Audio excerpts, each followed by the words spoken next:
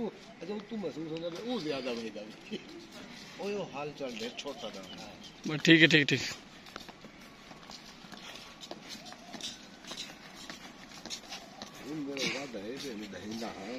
अस्सलाम वालेकुम।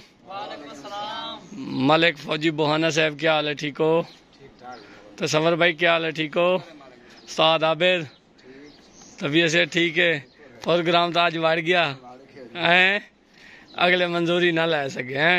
फौजी साहब के घर के नाल होंदा ना जलसा, कसम खुदा दी शाम तक बजया पै मैं गड्डियां बूहे ते लगियां ना। दांत भाई भोला बादशाह फौजी बोहाने दा अड्डा बन बोसन। कोई नहीं जी, नेक्स्ट टाइम ओके हो गया जी, अल्लाह खैर करे।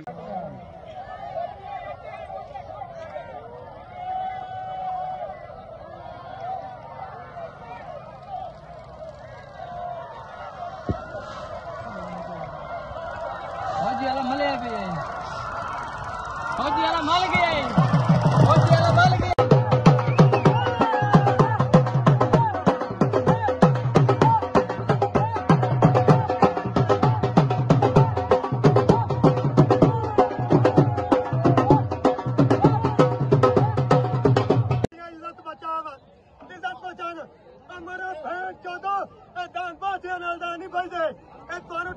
कुरान